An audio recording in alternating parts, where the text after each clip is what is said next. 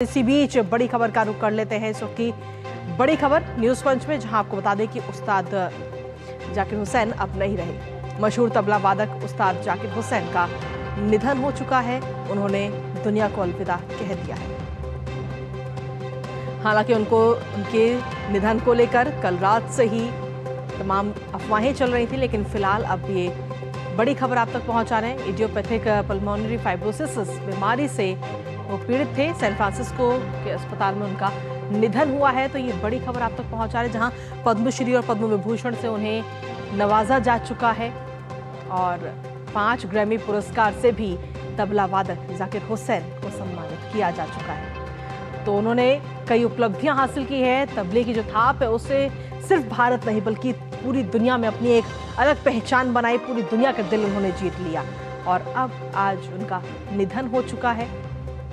आज देश उन्हें नम आंखों से श्रद्धांजलि दे रहा है।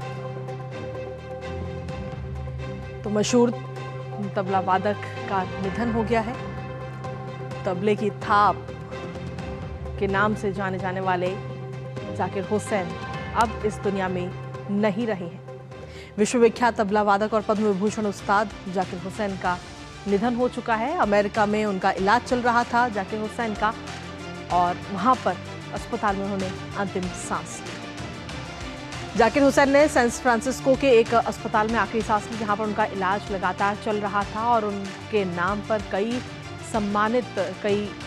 जो पुरस्कार हैं उनसे उन्हें सम्मानित भी किया जा चुका है। जाकिर हुसैन का जन्म 9 मार्च 1991 को हुआ था। जाकिर हुसैन के पिता अल्लाह रखा अपने समय के काफ़ी बड़े तबला वादक थे। उन्होंने भी अपनी एक अलग पहचान बनाई और उसी के साथ जाकिर हुसैन भी उसी में कड़ी में आगे बढ़े और एक अलग पहचान बनाई। सिर्फ देश नहीं बल्कि पूरी दुनिया भर में तबले के थाप से उन्हें जाना जाने लगा।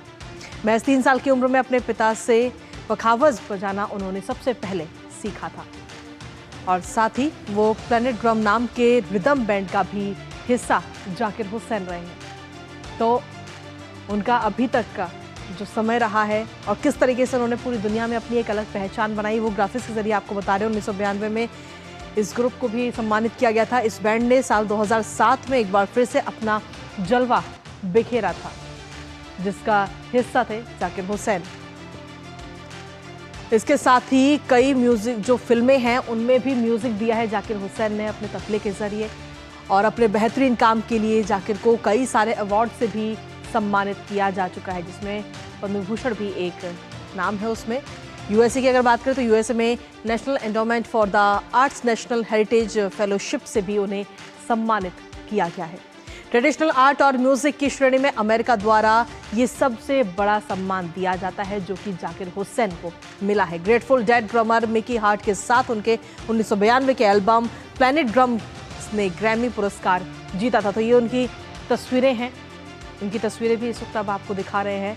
तबला वादक जाकिर हुसैन अब इस दुनिया में नहीं रहे, इस दुनिया से उन्होंने अलविदा कर दिया है।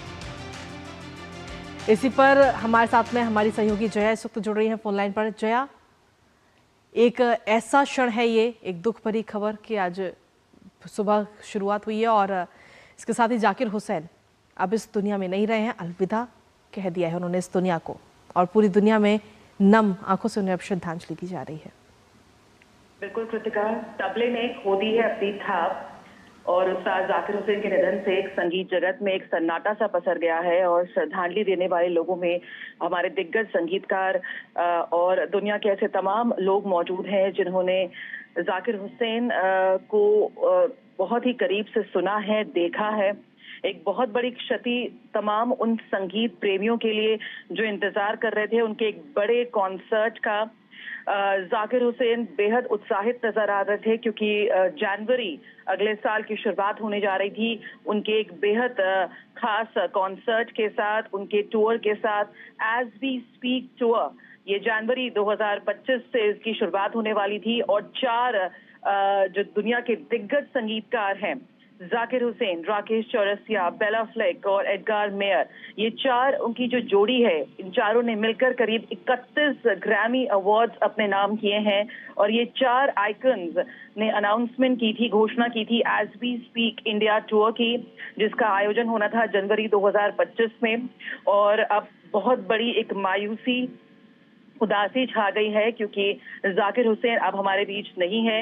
ये 4 से 5 शहरों में इनको परफॉर्म करना था, बेंगलुरु, हैदराबाद, मुंबई, न्यू दिल्ली, और इसके लिए बेहद उत्साहित थे जाकिर साहब। और जाकिर साहब ने कहा था कि मैं वापस अपने देश आ रहा हूं और परफॉर्म करूंगा इतने शानदार और इनक्रेडिबल म्यूजिशियंस के साथ, क्योंकि संगीत की कोई भाषा नहीं है, संगीत किसी सीमा में नहीं बनता।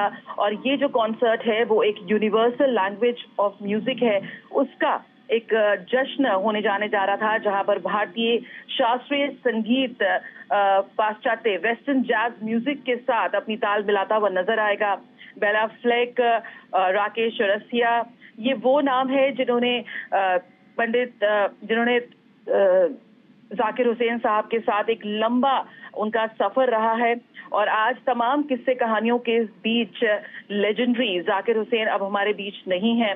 आज उनकी तबीयत खराब चल रही थी काफी समय से, और उसके बाद अचानक उनकी तबीयत ज्यादा बिगड़ गई, जिसके बाद उन्हें अस्पताल में भर्ती कराया गया और सैन फ्रांसिस्को उन्होंने में आखिरी सांस ली और अपने साथ छोड़ गए हैं एक बहुत ही अब जो अपनी संगीत की विरासत वो छोड़ गए हैं, जो उनका जश्न था, जो उनका एक अंदाज था बचपन से, जो उन्होंने जिस तरह से अपने अंदाज को, और ठीक है, जो बच्चे तबला जानते भी नहीं थे, उन्होंने जो भारतीय वाद्य यंत्र की जो लोकप्रियता बढ़ाई, वो यकीनन हमेशा यादगार रहेगी। चलिए, फिलहाल बहुत बहुत शुक्रिया जो है तमाम अपडेट्स हमारे साथ साझा करने के लिए। तो एक तरफ से अगर हम देखें तो आज की सुबह जो हुई है ये एक दुख भरी खबर के साथ हुई है, लेकिन इसके साथ ही इस वक्त पूरा देश जो है नम आंखों से श्रद्धांजलि उन्हें दे रहा है, क्योंकि उन्होंने एक अलग ही पहचान म्यूजिक के क्षेत्र में बनाई। साथ ही हमारे जो देश की संस्कृति है उसको भी एक अलग पहचान भारत के साथ साथ पूरे देश दुनिया में उन्होंने बनाई है।